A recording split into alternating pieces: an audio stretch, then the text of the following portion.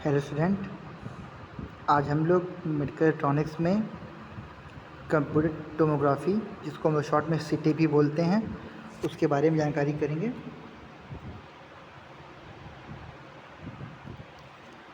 सीटी, सबसे पहले इसमें हम इंट्रोडक्शन देखते हैं सीटी क्या है। सीटी स्टैंड फॉर कम्यूटेटेड टोमोग्राफी। इसको पहले कम्यूटेटेड एक्सियल टोमोग्राफी के नाम से जानते थे, शॉर्ट में कैट, या बॉडी सेक्शन रेंटोजेनोग्राफी के नाम से भी इसको हम जानते हैं। सीटी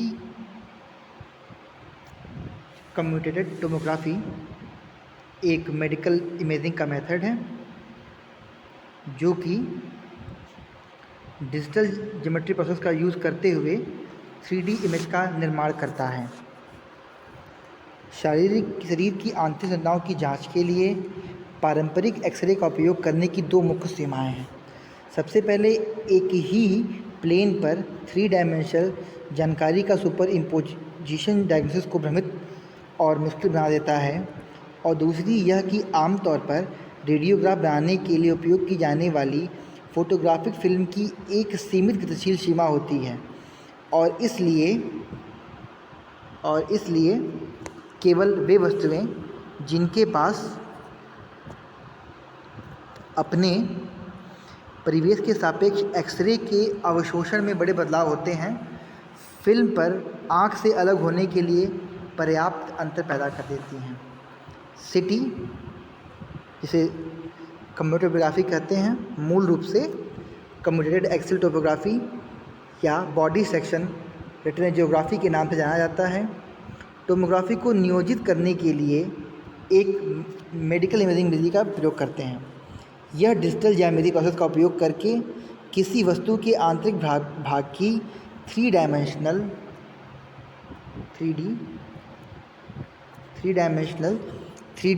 इमेज उत्पन्न करने के लिए किया जाता है। घूर्णन की एक धुरी के चारों ओर ली गई 2 डायमेंशनल एक्सरे इमेज की एक बड़ी श्रृंखला होती है। सीटी डेटा की एक मात्रा का उत्पादन करती है जिसे एक्सरे बीम को अवरुद्ध करने की उनकी क्षमता के आधार पर विभिन्न संरचनाओं को प्रेरित करने के लिए विंडो के रूप में जाने वाली प्रक्रिया के माध्यम से हेरफेर कर सकते हैं। आइए हम अब आगे देखते हैं इसका प्रिंसिपल क्या है। तो कम्यूटेटोमोग्राफी पारंपरिक एक्सरे तकनीक से भिन्न होती है, जिसमें प्रदर्शित चित्र फोटोग्राफ नहीं होते, लेकिन एक स्लाइस के चारों ओर नियमित एंगुलर डिफरेंस पर ली गई बड़ी संख्या में अवशोषण प्रोफाइल से पुनर्निर्मित होते हैं। प्रत्येक प्रोफाइल को वस्तु के द्वारा अवशोषण वैल्यू के समानांतर सेट से बनाया जाता है। बीम से एक्सरे का पता उसके शरीर के गुजरने के बाद लगाया जाता है और उसी से उनकी स्ट्रेंथ को मापा जाता है। देखिए स्क्रीन पर लिखा हुआ है, the X ray from the beam are detected after they have passed through the body and their strength is measured। ये इसका मेन प्रिंसिपल है।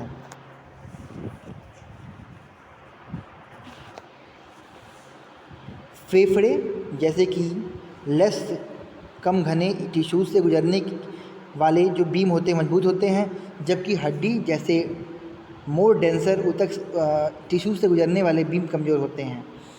एक कंप्यूटर इस जानकारी का उपयोग किए गए टिश्यू के सापेक्ष घनत्व को निर्धारित करने के लिए कर सकता है।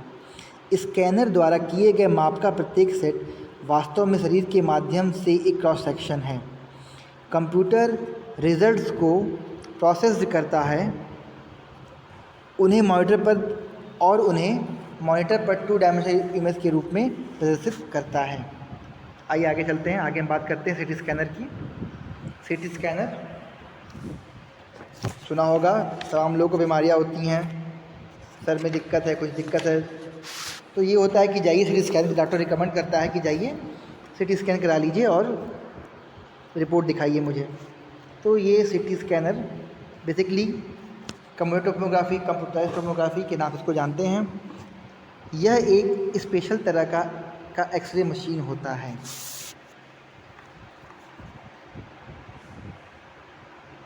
इसमें साधारण एक्सरे की तरह आपके शरीर के माध्यम से एक एक्सरे भेजने के बजाय विभिन्न कणों से एक साथ कई एक्सरे बीम भेजे जाते हैं।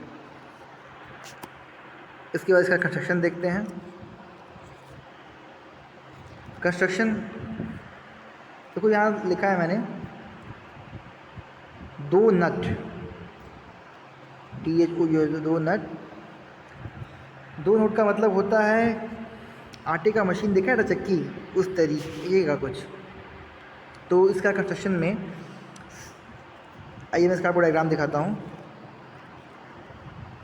ये रहा सिटी स्कैन मशीन का एक construction diagram. City scanning machine एक बड़ी मशीन होती है जो कि आटे के नट के आकार की होती है। इसमें एक सोफ़ा, कोच, जिस पर मरीज को लेटा रहता है, होता है। सिटी स्कैनर में मूल रूप से टाइमिंग एनोड वोल्टेज और बीम करंट होती है। टाइमिंग एनोड वोल्टेज को किलो वोल्ट में हम लोग नापते हैं। देखो यहाँ लिखा है टाइमिंग वोल्टेज एनोड, टाइमिंग लिखा है, टाइमिंग में केवी, टाइमिंग वोल्टेज के लिए किलो वोल्ट का हम लोग यूज़ करते हैं।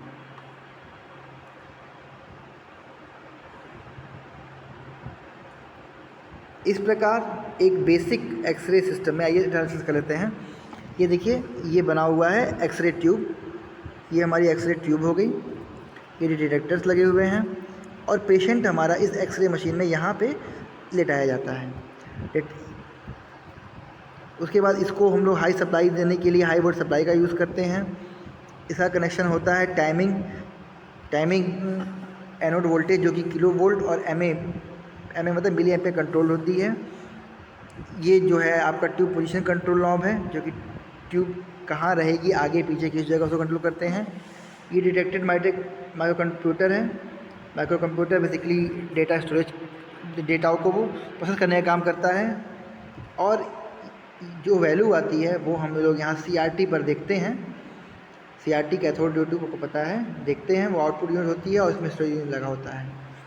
तो इस प्रकार से जो पेशेंट हमारा यहाँ पे इसको लेटाया जाता है, ये मशीन इसको डिटेक्ट करती है, कंप्यूटर कमांड देता है कि क्या करना है।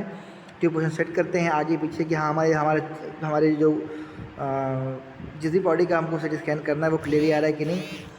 उसको स्कैन करने के लिए स्कैनर लगाए जाते हैं। ये इसका ये डुअल बस के थ्रू, डेटा बस के थ्रू माइक्रो कंट्रोलर कमांड पर डिपेंड है कि डिटेक्ट करना है कि नहीं करना है, इसको कमांड देगा। और ऐसे ही देखो, ये कंट्रोल बस है। ये देखिए, ये कंट्रोल बस है। ये कंट्रोल बस बनाई गई है। कंट्रोल बस क्या करती है, इसका कमांड भी कंप्यूटर से है, तो ये दिए कमांड को कंट्रोल करती है। इस प्रकार से हम कह सकते हैं कि एक नए सिस्टम में आमतौर एक जेट्री होता है, एक रोगी केबल या सोफ़ा होता है, एक कंट्रोल कंसोल होता है, एक कंप्यूटर होता है। जेंट्री में एक्सरे सोर्स होती हैं, एक्सीलरेटर होते हैं और डेटा एक्विजिशन सिस्टम शामिल है, जिसमें समर्पित माइक्रो कंप्यूटर और आउटपुट स्टोरेज यूनिट भी हैं। डोनेट के छेद के माध्यम से जिसे पेशेंट लेता होता है उसे आगे और पीछे स्लाइड कर सकते हैं, जैसा कि इस चित्र में दिखाया गया है। आइए आगे देखते हैं। आगे है method of operation. Method of operation को समझने के लिए हम आपके सामने एक डायग्राम रखते हैं। इसे हम कह सकते हैं कि यह आपका block diagram of city scanner या सिटी स्कैन मशीन, इसको हम नाम दे सकते हैं ब्लॉक डायग्राम।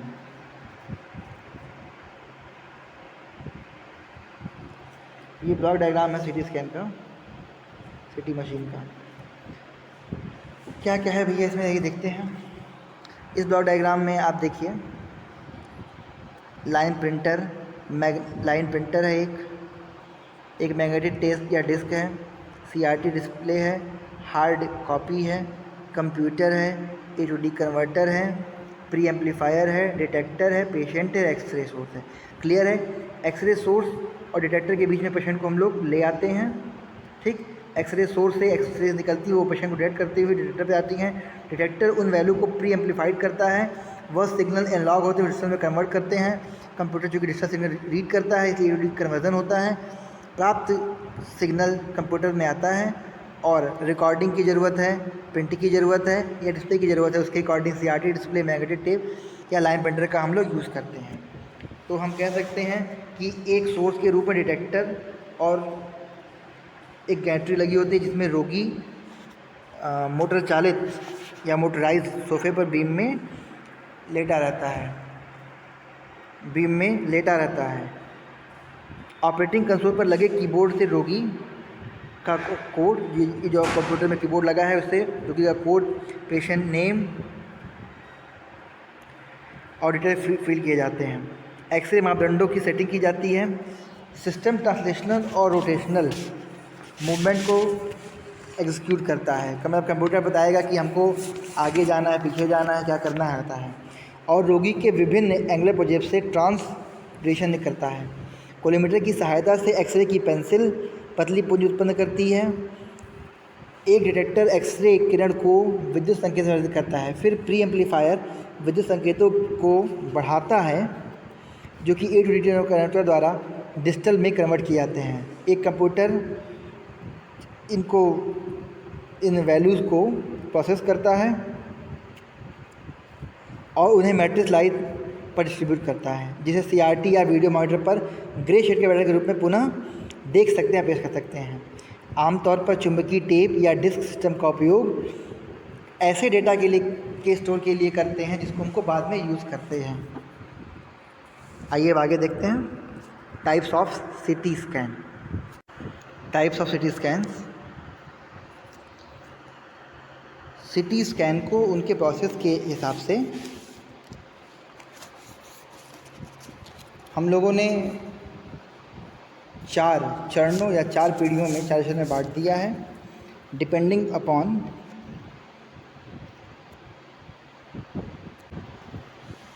4 चरणों में बांट दिया है। पहला है first generation, second generation, third generation और फोर्थ जनरेशन। इस 4 चरणों में हम लोगों ने बांट दिया है।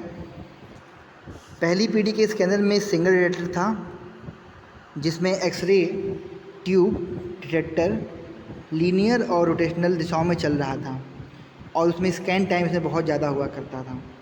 सेकेंड जनरेशन में क्या हुआ कि डिटेक्टर की संख्या बढ़ा दी गई, अप्रॉक्स 30 डिटेक्टर लगा दिए गए। इससे क्या हो गया कि स्कैन का कुल समय कम हो गया। थर्ड पीढ़ी में और ज़्यादा स्कैनर जोड़े गए, अप्रॉक्स 300। इसके परिणाम स्वरूप जो स्कैन टाइम था टोटल वो 2 से 10 सेकंड तक का स्कैन टाइम हो गया। करेंटली फोर्थ जनरेशन वर्किंग में है जिसमें कैलिब्रेशन बहुत ही आसान है और पेशेंट को पूरी तरह से घेरने वाले डिटेक्टर की एक गोली, जैसे हम लोग की अंगूठी होती है ना, अंगूठी में बीच में गैप होता है, उस टाइप का एक गोल होता है। इसमें एक्सरे ट्यूब की चाल 300 डिग्री आर्क होती है। लास्ट वन, इसके एप्लीकेशन कहाँ कहाँ है, आइए एप्लीकेशन देखते हैं। एप्लीकेशन पहला है सेंट्रल नर्वस सिस्टम में केंद्रीय तंत्रिका तंत्री। सेंट्रल नर्वस सिस्टम के रूप में यह छोटी हड्डी की चोटों, मस्तिष्क की क्षति, स्थान और ब्लीडिंग की सीमा का पता लगाता है। यह धमनी विस्फार प्रकृति का पता लगाता है। मेटास्टैटिक रोगों का पता लगाने के लिए ऑन्कोलॉजी में इसका उपयोग करते हैं और मस्तिष्क शोष जैसी बीमारियों में भी हम लोग इसी तरह का यूज़ करते हैं।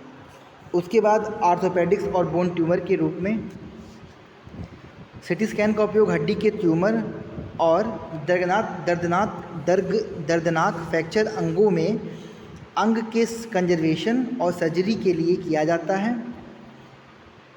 यह घाव की प्रकृति को निर्धारित करता है। यह चेहरे और खोपड़ी के फ्रैक्चर के मूल्यांकन के लिए भी उपयोगी है। तीसरा है थोरैक्स, फेफड़े के कैंसर का पता लगाने के लिए उच्च जोखिम वाले समूहों की जांच में। दूसरा, जब छाती एक्सरे से प्रकट नहीं होता है तो थूक जांच जैसी घातक कोशिकाओं को प्रदर्शित करती है। अगला है एब्डोमेन और पेल्विस में सीटी इमेजिंग डायग्नोसिस और थेरेपेटिक दोनों के लिए एक महत्वपूर्ण डायग्नोस्टिक इक्विपमेंट के रूप में उभरा है। कंट्रास्ट के बाद गतिशील इमेजिंग एवं घावों की संवेदनता के मूल्यांकन और घातक और गैर घातक घावों के निदान में यह बहुत ही सहायक सिद्ध हुआ है।